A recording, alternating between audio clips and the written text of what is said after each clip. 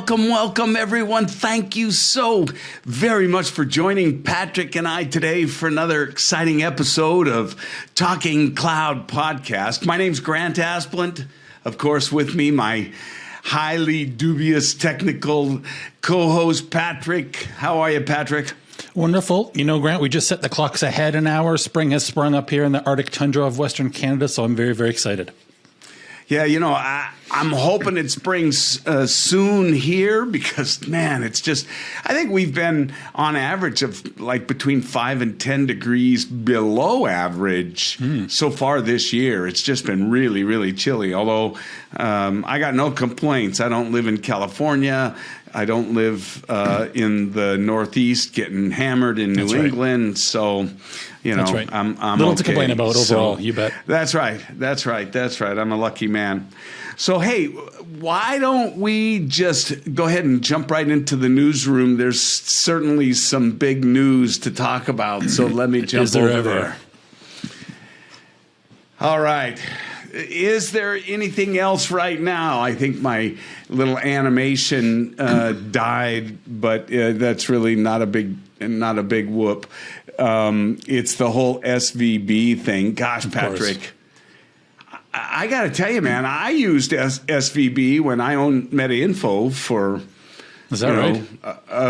a bunch of years, and I'm shocked. I'm shocked. But, you know, I heard Charles Payne talking about this collapse, and he really put it into perspective for me. He really helped. He says, look, I mean, these guys, you have to realize, did you know that at Silicon Valley Bank in 2020 had over 500 IPOs? In 2021, they had more than double, over 1,000 IPOs. These guys were swimming in money. Sure were. So what they did is they invested it. And they made a really, really, really bad choice. They invested it in bonds based on the interest rates. And it was when interest rates were so low and they just got caught. Boom. I mean, and the other thing, and this is what's different, right? We have Twitter now. Do you know that in a matter of seconds, $42 billion was taken out? They were $1 billion overdrawn on their actual assets. That's one of the big differences we're not talking about enough is just how quickly that news can disseminate. And even if it's true or not, it almost doesn't matter how quickly that news can kind of flow via social media now versus, you know, before it really proliferated like it did. I mean, it's not the reason they collapsed, but it was certainly the vehicle, wasn't it?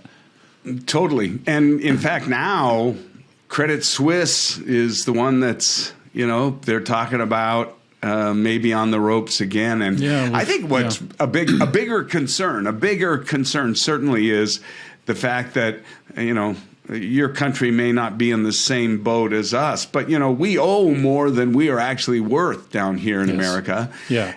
And that's not a good position to be in. I mean, that's basically what we're talking about with SVB. You know, we don't have enough money to give it to everyone if they wanted it all at one time. That's right. If everyone comes calling, there's no possible way to do it, right? What we would have to do it would bankrupt our country. And that's, we're not a lot different up here north of the border for sure. But I mean, but go ahead. Well, SVB for us is really a big deal, right? I mean, it's for those that have seen the show, the Startup Stand-Up segment is dear to our hearts. You and I kind of work in the startup scene. SVB has been my customer probably 3 times kind of in my career, right? So, I mean, it kind of a special place in our hearts. Just about all of our startup founder friends were affected. And for, you know, just about a week, we're super uncertain about, you know, how they'd pay their kind of operating costs. Yeah, scary, really scary, and close to home.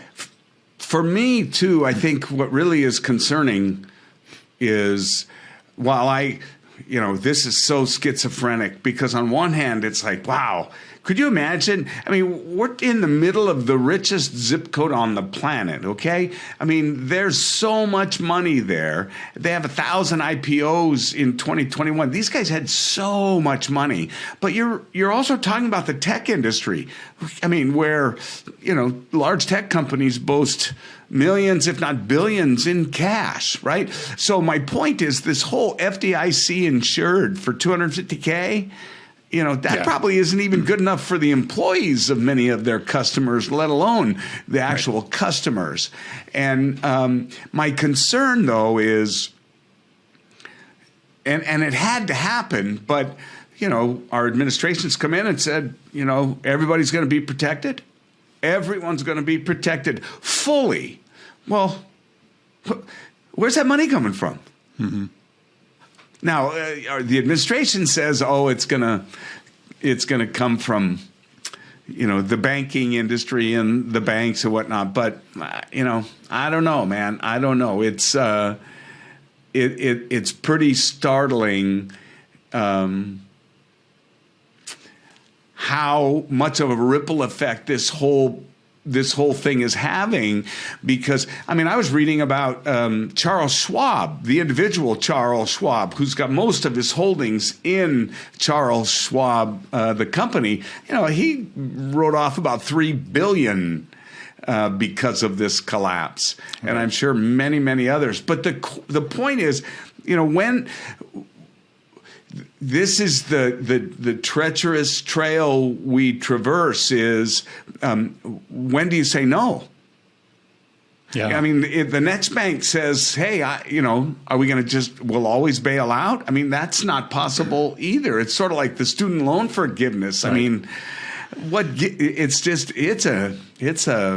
It's an ugly situation. I'm with you. I'm not 100% clear on how that debt gets kind of whole in the end, if someone buys it, or if, to your point, if the vehicles that SVP kind of did invest in eventually kind of pay off. I'm not sure how that happens, but yeah, it's hard to fathom how much. Well, we know how much money they held, but it's hard to fathom, how much money all these companies. When you close your seed round, when you close your round A, that not always do you have all of that money at that time, but you have a good healthy chunk of it, and that goes directly into SVB. That's right, and is needed almost daily kind of to operate in the start too. That's the scary part. But I'm glad I'm glad they can sleep now for sure.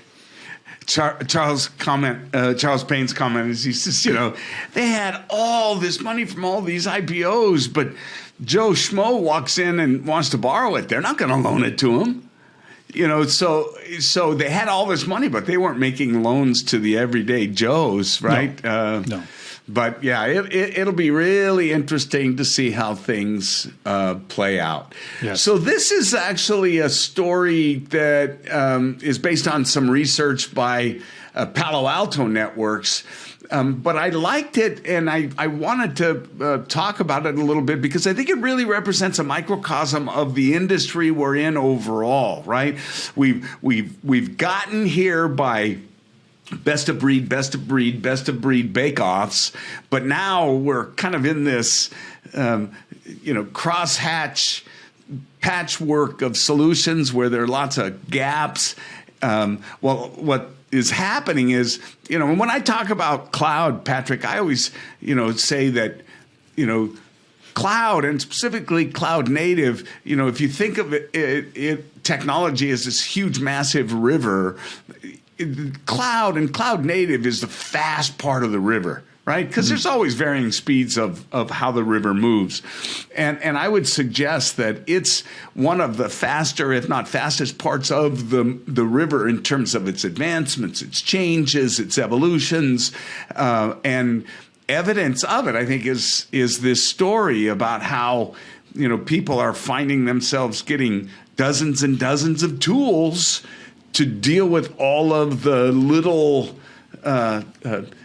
needs, right? Use cases that are emerging, and the new ones that are coming up in cloud, because the pace is so fast. And so it seems like this is kind of history repeating itself.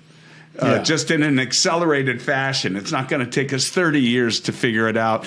We figured it out in 5, right? I mean, remember when you and I were together at Dome 9, it was cloud security. That's right. And from 2018 to 2023, we went through IAM and SIM and posture management and API security and pipeline security, data security, posture management, and right. And now we got the CNAP bucket, right, which really says a collection of tools, clear as mud. But I think it's interesting that we're kind of running right back into that same problem. But I think it's a cautionary tale because the cloud is moving so fast. That's right. It kind of puts you. I mean, it's really interesting, right? Because you have large organizations like Palos and others like Checkpoint and others that have huge cloud platforms, but there's no way they can generally, I'll say, innovate and keep up nearly as quickly as the new startups that are popping up, solving unique solutions. That's right. Right. That's right. So it's interesting so I'm a large enterprise. Do I go buy a platform?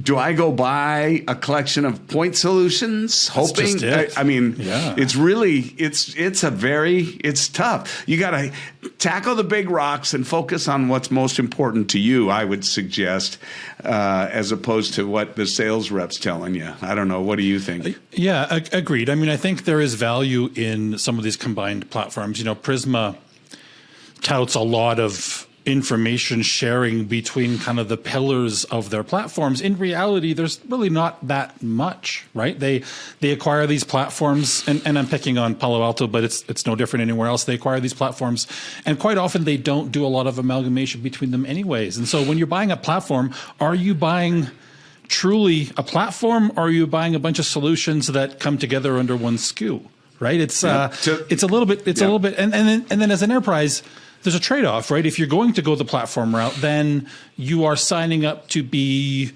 2 to 5 years behind the curve on, these solutions, to your point, that have popped up since CSPM 1.0, since the Dome 9 days. Bigger focus on identity, bigger focus on the, the data specific, bigger focus on the app. And that's really strategic. Yeah. And, until the platform vendors come to that conclusion, M&A, buy those companies, amalgamate them in, you're going to be, you're going to be sort of left out of that pocket, if you will.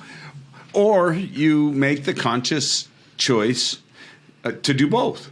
You're going to be very selective. And I would suggest that, the newer stuff, those are going to be more specific use cases. The stuff that's proven and around, that's more in the platform, I would argue that's kind of more table stakes as you move into cloud native, right? Posture. I mean, you got to have it, right? Yep. But some of the cooler, newer things, maybe some of the API shift left pipeline stuff isn't that big of a deal to your organization because you're just getting into cloud, right? So sure, of course, maturity matters. It does. Yeah. In fact, it does. We're going to have a guest pretty soon on the program that is addressing this problem, right? In a sort of, not sort of, in a quite a unique way. Yeah, very unique way, which actually is a great segue to my last story before we hand it back to you. I saw this and I thought, man, the new reality is fake. Or at least it's not a given, right? It's the odds of it being manufactured are very high. Look at here, according to Sentinel, 900% year-over-year increase. There's talk of forecasting as much as 90% of the content that we will see on the internet in the next, say, 5 or 10 years will all be created, manufactured, not really you.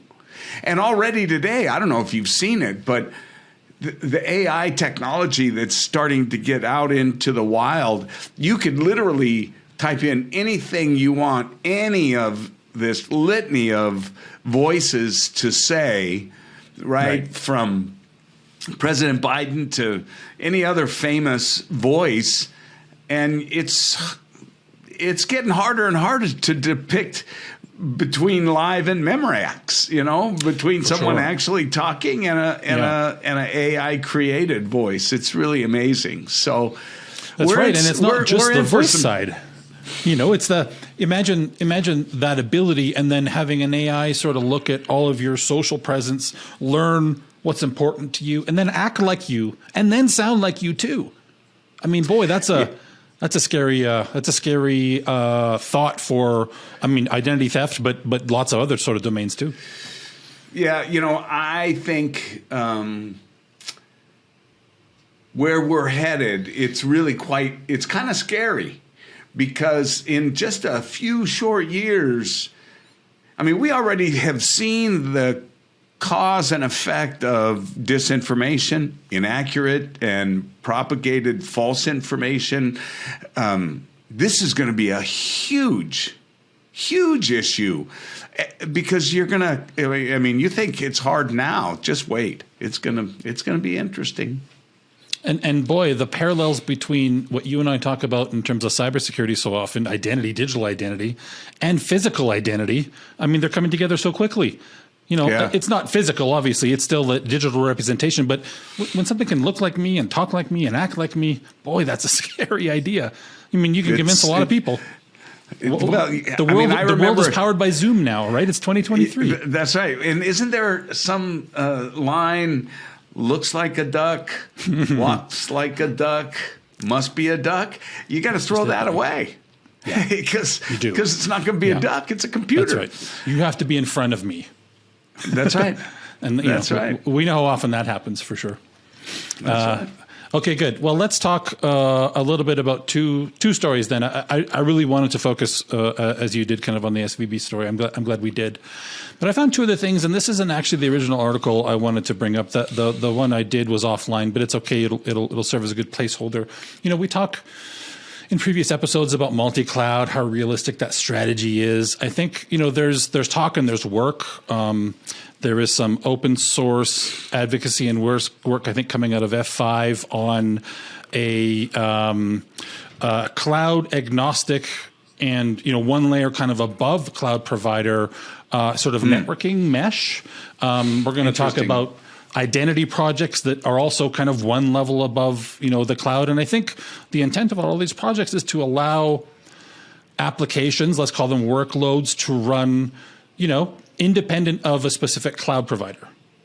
Yeah. So imagine now how you do your networking. Let's say within AWS, you build an app and, it might run at times when costs are less. It might run in certain regions for data sovereignty reasons. And your app might kind of make those decisions kind of semi-autonomously even now with the data it has. Yep. Imagine expanding that across, 2 or 3 or more cloud providers, either for economic reasons, for availability reasons, for performance reasons, who knows why, but, having a sort of a meta controller that can run your app above this quote unquote super cloud, it's becoming more and more of a concept I believe is still relatively theoretical and all, but, a very few sort of corner cases, but maybe becoming more realistic thanks to a lot of these projects.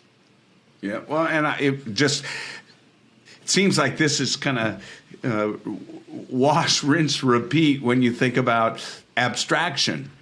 Yes. Right. And what we're doing is we're kind of leaping above it. And because we have now the power, the memory, the compute, we can jump up above it, metaphorically speaking, of course.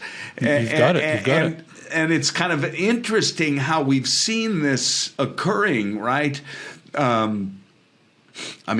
Remember software-defined networks, right? Where we jumped above the definition of the OSs in these switches and routers and hardware and said, hey, let's abstract away from that. A switch should just switch. And, right. So we've seen this occur. You could, I guess, argue to a certain degree a similar thing is happening with browsers and different companies making their whole product is the browser, Island, for example, and others. It's and frankly, this notion of, I talk about this when I go out and talk about cloud. The problem with multi-cloud is you call it S3 and I call it blob and somebody else calls it storage. And we all know it to be a place to save stuff, but we have a different nomenclature. And so the notion of abstracting to a super cloud and having a set of an alphabet, a dictionary, call it what you want, a schema that can be used commonly across them all, would be pretty cool. It would be. You know, I think the challenge there, and you sort of alluded to it, is that, you know, if you're S3 and I am some other sort of, storage sort of blob vendor, and you've got a set of features that are really cool and I don't, and I'm going to build an abstraction layer to use both of them, now what happens, right? Do I have to use the least of breed, you know, instead of the best of breed? Right, exactly. We're kind of down to, we're at that, the lowest common denominator. Oh, you want the really cool stuff? Well, you gotta use the native interface. Sometimes that's true. Sometimes that's true, right? And so, I guess I'm just thinking. I'm thinking about this super cloud and how it could have a superset or some. You know, all of these functions work across any of the 5, 6, 20 clouds that are compliant with this. Right. But you're going to get a fraction. They're going to have to differentiate on why you want to use me over somebody else, right? Right. Or more than just cost, or more than just performance, but actually feature sets maybe. So it becomes complicated. I think the way that's interesting to me is some of these software projects, and we're going to have a guest on soon that talks about this too. Some of these software projects that you can run on top of the cloud that solve some of these problems, right? With identity, for example, that don't rely on your cloud provider, but do tap into the features you might already use, right? Do tap into your identity stores and expose that information up into the layer. Because the worst thing to do is, you know, the trend kind of in the early 2000s was to recreate everything twice. Once cloud, once private. And, you know, thankfully we're not that dumb anymore, but it's a challenge for sure. Yeah. Well, I think, you know, I am excited about the upcoming guest we have, because he's doing some really interesting stuff in that arena. We'll get a chance to talk about that, I'm sure. That's right. This kind of meta approach is a theme certainly in our upcoming guest list for sure. Yep. The other story I wanted to talk about real quick, and this one we won't spend a long time on, but if you're familiar with sort of cloud compliance, you understand that NIST has a set of standards called CSF. We were familiar with version 1.x for a long time. Every cloud provider has this set of checks. Every third-party cloud posture manager has the CSF standard. If they don't, you're probably using the wrong one. You know, a pretty basic set of, do you have your cloud configured securely? You know, and it checks things like, you know, do you have MFA enabled? Make sure you're not using your root account? You know, some networking principles, how you've got your VPCs configured, what's public facing, what isn't, you know, fairly basic things. And so this is a well-needed update that, as you see on the screen, and let me zoom this up just a little bit, in terms of the timeline. It's been going on for a while, but we're getting much closer to, an actual draft of this. I think in the summer, a draft is expected. But you can refer to this document and actually refer to the community work that NIST did kind of in figuring out what would go into the version 2. And there's a bunch of pillars. It's really interesting. They're viewing this as not so much kind of an independent standard. I mean, it is, and they want it to be, but they want it to be the technical, the practical part, the marriage of some of these other sort of theoretical standards that say, you know, you must secure this, but don't say how. They kind of want to be the how you do it, which is an interesting perspective, and as a practitioner, one that's pretty appreciated for sure. Yeah. Well, NIST is... you know, they're highly regarded. They've got they're very well known. I was talking to you earlier about, and I should apologize to everybody. I got a little bit of a cold, so that's why I've been kind of rubbing my nose here. So my apologies. You know, they did a similar framework on IoT. And this was a number of years ago, and it was not. I mean, it kind of missed the mark in a few places. And but I think that in some of these areas where they've been for longer, and I mean, to be fair, IoT is been such a moving target as well. I mean, it's no doubt. It's made it more difficult. But Yeah. this will be welcome, and I think a lot of people will really get a lot out of this. For sure, and a lot more focus, not surprisingly, on supply chain, on third-party risk management. You'll see that as they mention it. A little more focus on kind of federal applicability too. As we knew. Yeah. Certainly as a software vendor, which you and I have worked with a lot of them and for a lot of them, you try to sell into federal markets. It's really tough. You need some certifications and some. They're trying to make CSF kind of a little more federally robust too and federally accepted, which is nice because having a whole separate FedRAMP, which is kind of NIST driven, not CSF standard, a lot more formal, right. Kind of NIST driven. Right. So it's nice to have maybe an in between that's a bridge, right? Right. Yeah, right. And that CSF remains really straightforward, which probably means it won't be the most technical and in-depth standard, right? There's a marriage between ease of use and that, but it'll be really accessible to all of us as it has been. So yeah, I'm looking forward to see the version 2 for sure.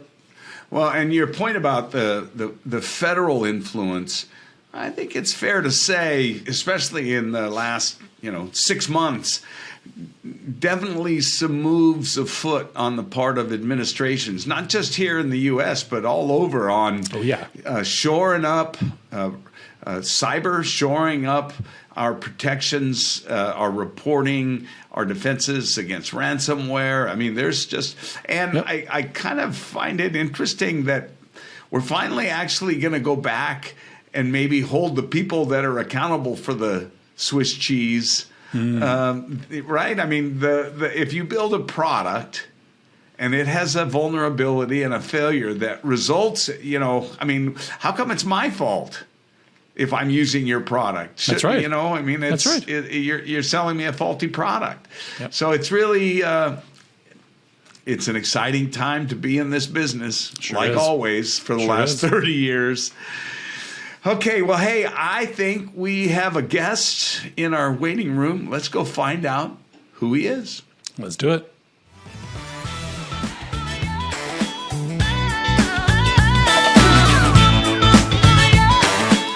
Hey, Patrick, man, I got to tell you, I am so excited about our guest today.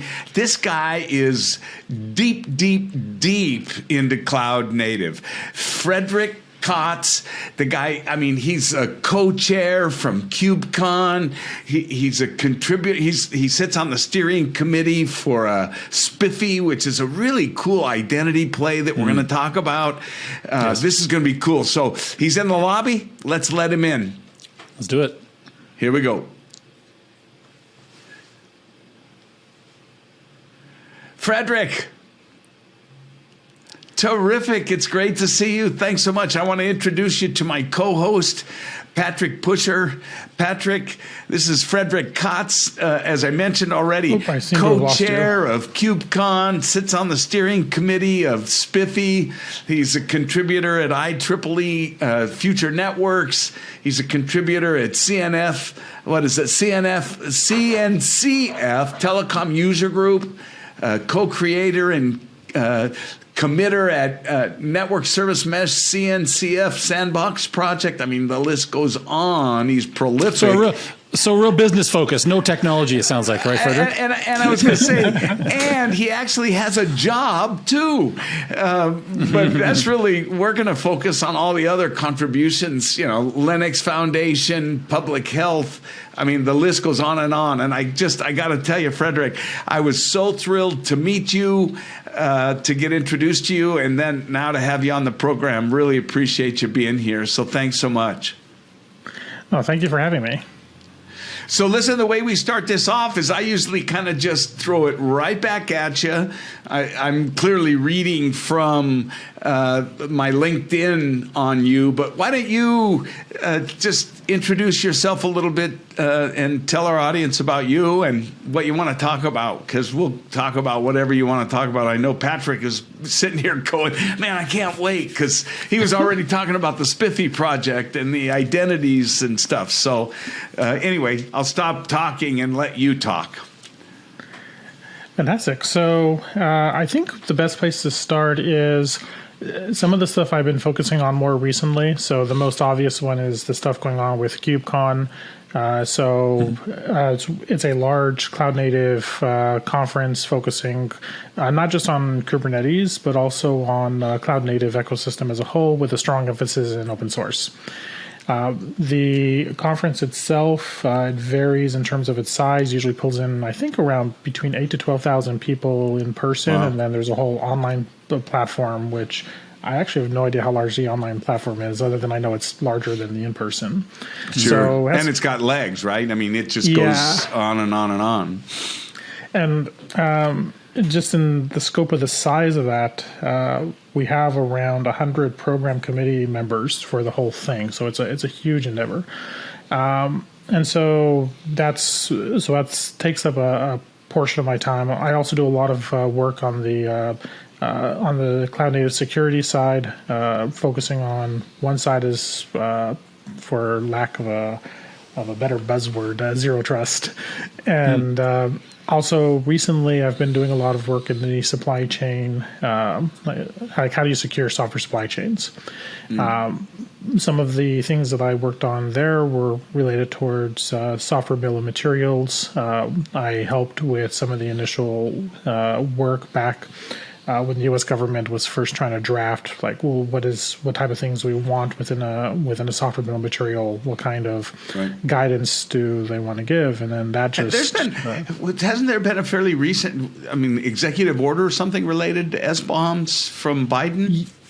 Yeah, there has been, and that's a huge topic, but the gist of it is basically if you're selling to the U.S. government or you're building software as part of the U.S. government, they want to revamp their whole security practices. And so part of it is how do they get to zero trust? How do they get to software, like what's actually running in their software, which ties into who produced or who sent it. There's some challenges here with open source as well, because there's a lot of software out there that people use that the provenance is not always very clear, and there's also some risk where there have in the past been, actually not just in the past, but also I'm sure it's going on now, that sometimes people are also harassed for their open source work, especially if they're women or minorities as well. So you have to be really careful in how you tie that in. Like if you bring in, you say, hey, a requirement of this is we have to know the legal name of the person who built this thing.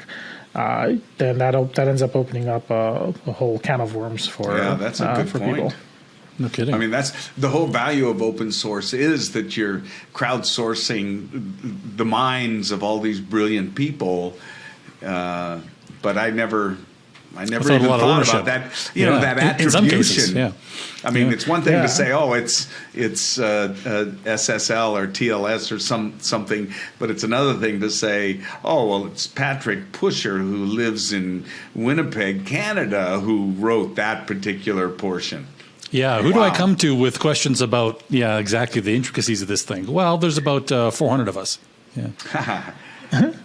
And there's also pushing in that direction. There's other things that people can bind on as well, because as part of the core question of whenever you're trying to secure a system is, what should I trust? Who should I trust? And in what context should I trust it? And there's other things besides legal name that we can actually tie to. So you could look at the process. Like if you look at Kubernetes as a whole, there's a whole process around when you push a pull request, and there's code reviews that end up occurring across various individuals. And so at that point, the thing you're putting trust in is not any individual person, but you're putting your trust in the process, and that's before it goes to the vendors who then do their own audits and their own additional work on top of it. So by the time you actually get to an implementation that people are running in production, there's several controls that have already gone in place. So there's things like that we can try to bind to that I think are reasonable, and of course we can always improve on them. Sure.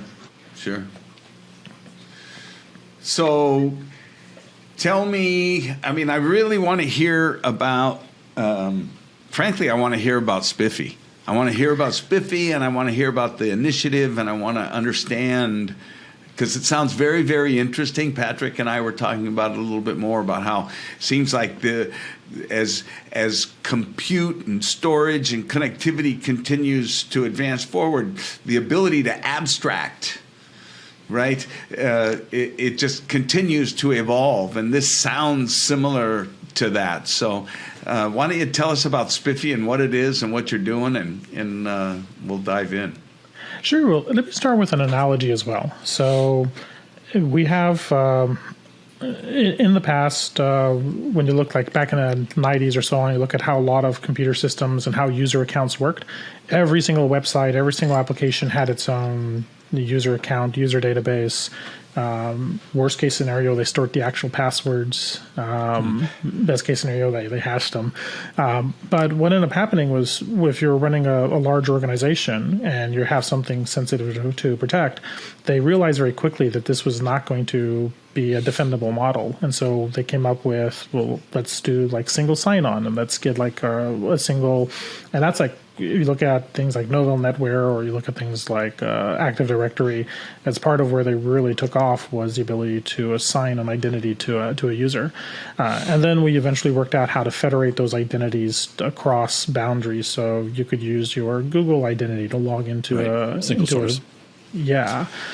And when you start looking at workloads themselves, so part of the path towards zero trust is there's a couple ways that, if you look at the NIST documentation, that you can possibly achieve it. There's different models. But one of the models is, well, how about we give every workload, everything that's running, every system, every device, a cryptographic identity, in the same way that every user has a cryptographic identity. And those devices, when they connect from one device to another or one service to another, we check, okay, well, what is the identity of the thing that I'm connecting to? And it turns out that we had some pretty good work there in terms of, like, you connect to a bank, you're using some X509 certificate, you're using TLS to connect into it. Your browser will check the identity of the bank's website, and then you make a decision at that point whether you want to continue on or not.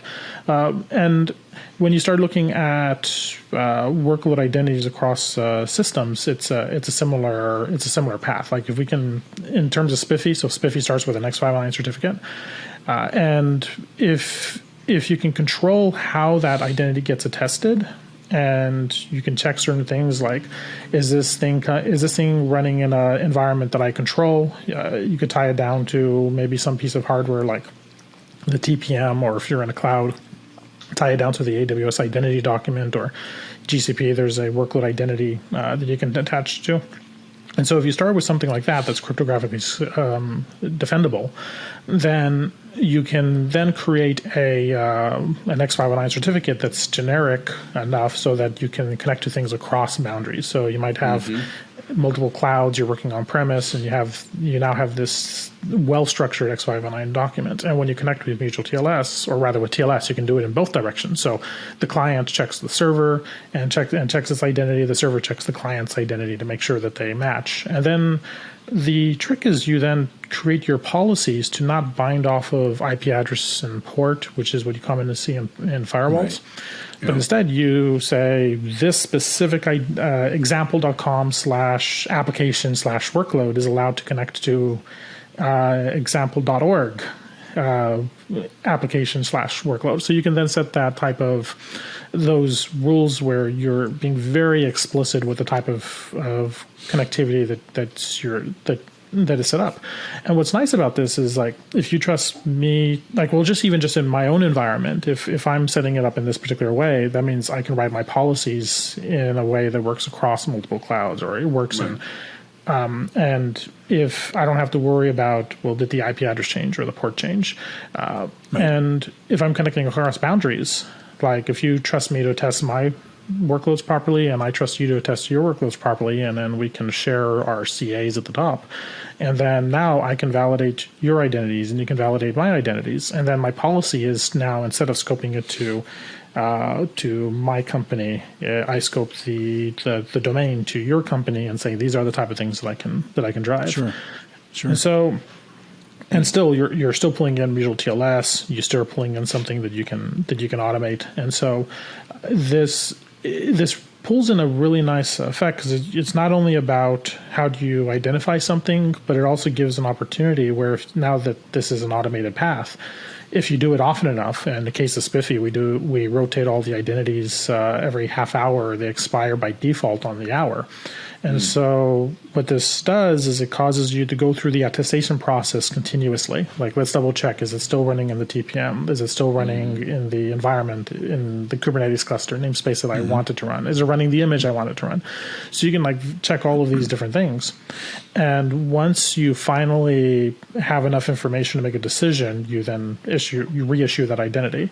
And so you get this constant rechecking of your infrastructure. Also gives an opportunity as well, and we haven't quite gone to this just yet, but it also gives the opportunity to get down to running inventory of your whole infrastructure. So that's really where I'm trying to push things, is not to just say, hey, what are the identities, but also to be able to say, these are the things that are running, and we know that they are those things because we check them every hour. Right, constantly. Yeah. Frederick, do I need an agent in my workload for this to work?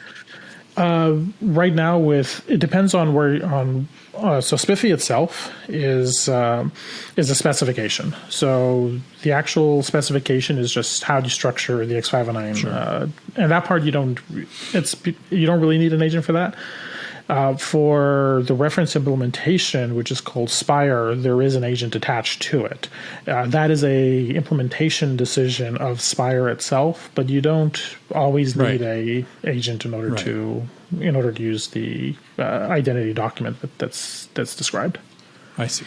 I asked where I was headed was, does that preclude me from being able to leverage it in, functions as a service, for example, where maybe I don't maintain enough of the system to be able to do so, right?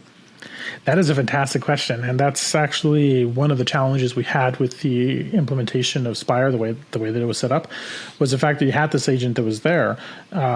Part of it is the system has some things to help with it. So there's an agent and there's a server.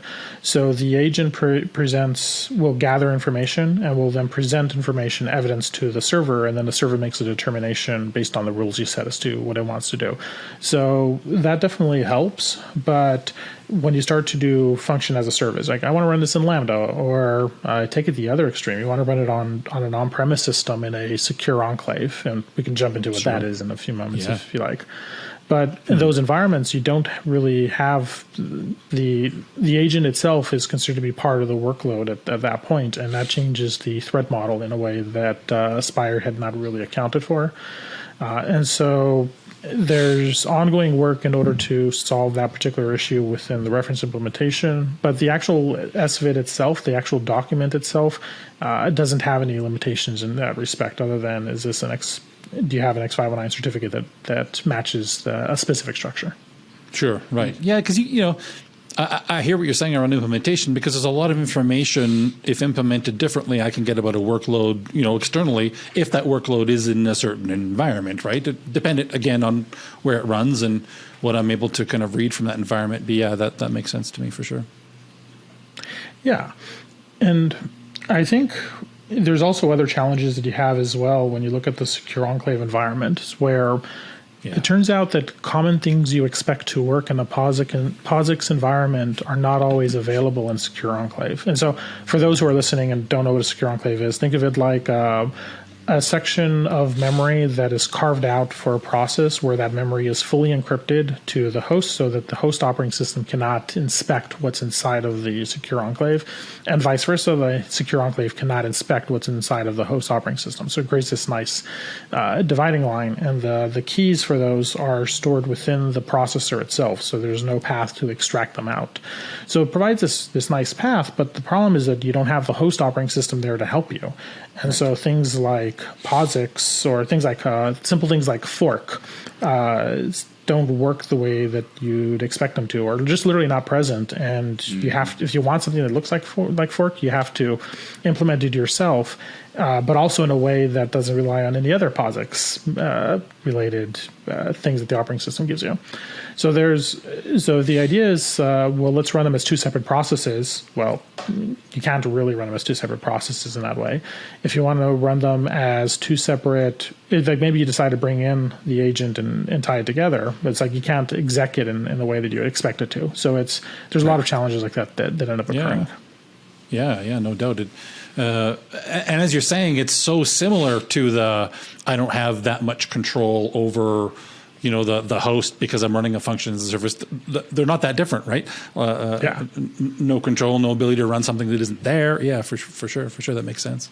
I kind of, I wonder, what's your take on the enterprise view of open source these days, right? Because we think about this as an enabler to the somewhat panacea use case of multi-cloud. Now we call it super cloud, right? Apps that use more than one cloud provider and maybe even do that semi-autonomously based on some sort of criteria, right? This is an enabler to that, absolutely. But I kind of wonder, in 2023, under maybe more scrutiny in places, less scrutiny in others, what's the prevailing enterprise kind of view on open source software? Has it changed? Well, it's definitely changed. I mean, you have to look at what timescale it's changed. Like, how much has it changed in the past year versus how much has it changed in the past 10 years? Of course. A couple interesting trends that I'm seeing in the open source communities is we're seeing a lot more large enterprises get comfortable with the concept of having an open source organization internally that helps to define how their employees can engage with open source beyond just the consumption of it. And this is something that the vendors for a long time have realized that collaboration, like how many of them work on Kubernetes together, and then they all compete in other areas. But when you start looking at how does this work with within the enterprise environments, they're starting to realize that they can affect the features that they want by actually contributing and steering. Yeah, so they also help not just on the development side, but also on the governance side, where they can provide good governance that reflects the needs of the enterprise. And there's also a very other important point on this as well, which is it turns out the people who develop the software are often not the people who actually run it at scale. And so you pick any vendor that you want in the Kubernetes space. They have a lot of customers who are running at scale, and they certainly provide information back. But it's less common to see the developers of those systems actually running it themselves. And this turns out to be really important because you only discover there's a class of problems you only really discover when you actually run it yourself, when you experience the pain. And in Kubernetes, that's doubly, triply, quadruply true. Probably, I mean, the early days for sure. I remember the pain, right? Yeah, and this is why the clouds have done so well with Kubernetes, is because they provide as close to a turnkey solution as you can currently get. So people who are running on premise, they're running things in hard mode. Like they have so many things that are not taken care of that they have to pay attention to. Of course, they also become very good at it. Like there's groups who do some pretty amazing stuff with it. But I've also seen some companies get caught out with they use kubeadmin to install their Kubernetes cluster, and then they say, well, we're running it in an isolated environment, so we don't really need to keep up with the updates, not realizing that the certificates that are installed by kubeadmin expire after 1 year.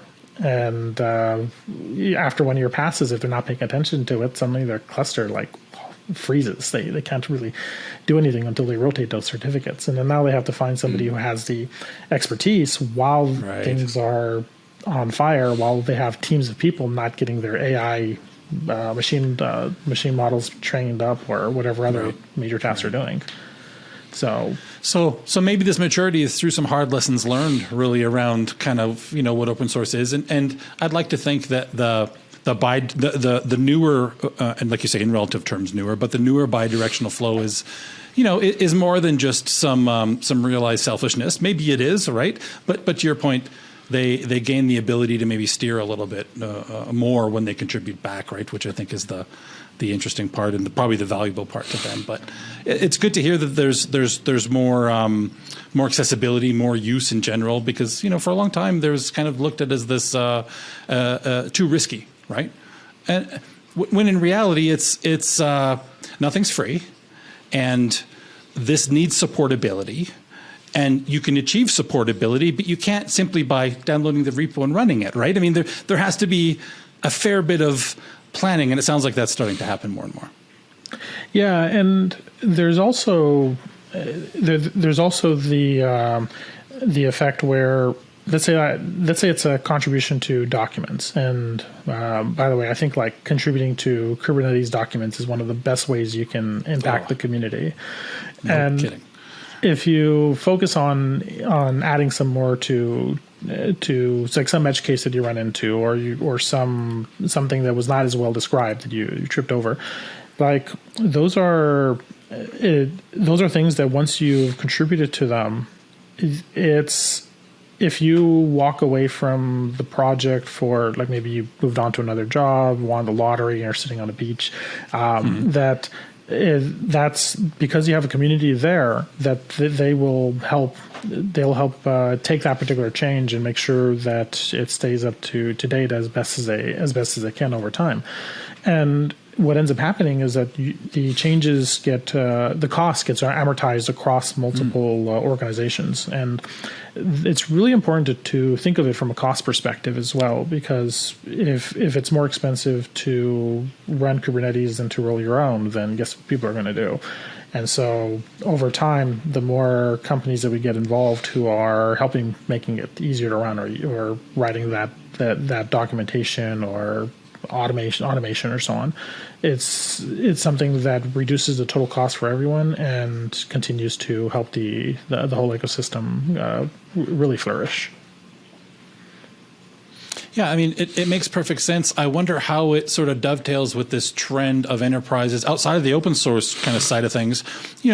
Enterprises have been telling us for a long time that they favor platforms instead of point solutions, right? For multiple reasons. Some of them more true in reality than others, I think. But I mean, open source must be a challenge with that kind of perspective. Never mind point solutions. Now I've got kind of a project that needs a lot more supportability than potentially a commercial one does, at least, from my own responsibilities kind of perspective, right? So I wonder if open source suffers even more under this kind of prevailing attitude that, I'm looking for kind of unified platforms these days. Yeah, but one of the things that scares me a little bit is feature creep. And so it becomes very, very easy to say, well, I have a platform. It does this really great thing for me in microservices, but I really need somewhere to put my stateful things. And then now you have your stateful things in there. And you say, well, I really need something where I can get high availability for it. So you add in your high availability features. And it's like, oh, we really need WebAssembly. We really need, and sure. So there's, and granted that is very similar to the path that Kubernetes itself took. But you have to also remember that takes a very large community to maintain. Now, Kubernetes is fortunate that last I checked, it has, I believe, the second largest developer community in the world, second only to the Linux kernel itself. Wow. And so there's enough people there that over time, I mean, some things will work, some things won't. We learn things along the way, but. I had one conversation with a company. It was this one was a telecommunications company, and they're like, "We're getting ready to fork Kubernetes. It's going to be great. We're going to add in all these features that we need." And I slowed them down. I was like, "Well, is that really something you want to do?" And explained to them exactly what I mentioned to you about the size of it. I was like, "Okay, well, in the beginning, yeah, you can capture and you copy over the patches and apply them and see them work, but over time, your features are going to continue to diverge." And that's right. Eventually, you're going to get to a point where you can't really cleanly merge the patches anymore, which means you're left holding the bag on all that complexity. And so you're better off. You're now a software producer. Exactly. Like a legit one, Yeah. Yeah. And you have to ramp up very quickly in that scenario. So rather than take that particular path, it ends up being more cost effective for them to continue working in the long run with the community. So there's that drive that sits there. That particular organization, by the way, the very next day made an announcement that they were not going to do that. So I was pretty happy with that. Awesome. But it shows, like, in terms of any community, like you'll have an expansion, you'll have a period where things are like, eventually all communities hit a peak, and eventually there'll be a contraction. And so part of Kubernetes is we have two challenges that I believe we have to focus on. The first one is, how do we make sure the things that we do that are not so welded together so that not if, but when the contraction occurs, and I don't think it'll occur in the near future, but like might happen, let's say 10 years down the line, this contraction occurs, that you have enough modularity that you can start to remove or reduce things as you no longer need them, and you focus on the things that really provide you that value. Or the second approach is to make sure that the things you build will work after Kubernetes, that you can apply them into other environments. And it really depends. It's not like there's a correct answer for any of this stuff, because there might be a problem that for the next 5 years is really fantastic and has that shelf life, and maybe you decide to go all in on that, and that's not a bad choice. There's others where if you really weld into it, it's like you have to consider what the long-term impact is going to be if you want to have something last for a long period of time, to make sure that you don't overextend yourself. And that's really the key, is like you don't grow to a point so that when that contraction occurs, that you're not left with this massive team that you're trying to pay. And there aren't a lot of models, right? Because a lot of commercial vendors won't think of things quite like this. Some will. The most responsible will, but a lot won't think about, how do I build this in a modular enough fashion that it's usable after the core of what I'm doing is gone. I mean, that's a pretty abstract in terms of planning, at least. I'd imagine that's a tall order. I think about the government and how they didn't do that, right? With all the COBOL programmers that they still have. I mean, seriously, right? I mean, when to try to apply that logic, philosophy, that approach, that philosophy would really have. I mean, look at the quagmire they're in today. I mean, there's just so many legacy apps that they're tar babies they can't get rid of. No matter how much they'd like to, but to your point, Frederick, it's hard. It's hard and costly, right? So do you pay now, or do you continue paying a COBOL programmer $300 an hour because they're in such small demand, right? It's a tough decision. It really is. I can imagine those decisions are some of the most difficult in terms of where do I spend my resources. Well, and I forecasting the future, right? I mean, seeing in the crystal ball, that's what we're talking about. Because, I was telling Patrick, and I think you may have heard this, Frederick, I'm an analogy guy, and I see the technology industry, the cloud, as a river, and there's some parts of the river that are moving a lot faster than other parts. And certainly cloud native is fastest part of the river. And that was what got us into talking about platform versus, leading cool solution that's a point solution. And that dichotomy, I think, will prevail, especially in the fast water, right? Because it's changing so much, and there's no way the big platform players can keep up with the cool new stuff. Well, almost ever. You don't have to also have a perfect prediction either. There's things that you can do. And so one of the examples is, if you make a bet on HTTP, you're probably going to be okay. And so you look at the various standards that are there. It's to really identify which of those standards are going to have that longevity that you're able to buy in against. And it's one of the reasons why we have the Spiffy specification separate from, it's actually a fully separate project from the Spire implementation. And the reason why is, again, Spire has a shelf life, and eventually even that will, there'll be other things that do things better for the environments that they're in.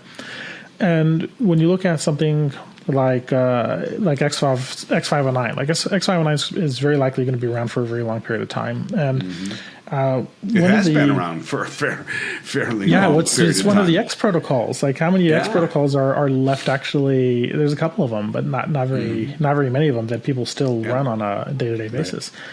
Right. And so when you look at something like Spiffy, the bet is that if Spiffy is successful, that is a standard that you can bind to, and it doesn't matter if the thing behind the identity is a mainframe, is a Windows system, is cloud native Kubernetes app, or something very different in the future. That we have that thing that acts as like that dial tone identity, that dial tone security, and then at that point you can continue to rely on it over time. So I think it's identifying those standards that you want to adhere to and spending time to work and help them grow, but help them mature is something that can help you not have to have a crystal ball in order to make sure that you're okay in the long run. Yeah. Very cool. But speaking of COBOL, I actually have a friend who was on the original team that actually created COBOL. Like they actually wrote out the whole spec and everything. And most of his colleagues are unfortunately not with us anymore, or many of them have health problems that prevent them from being able to contribute. But there he is, still writing away, and they just got their last COBOL spec out, I think, this last January. So crazy. Yeah, it's pretty amazing, and so it shows like there's still active work going on there. There's still value there that people are still willing to work and continue to evolve the language over time. Yeah.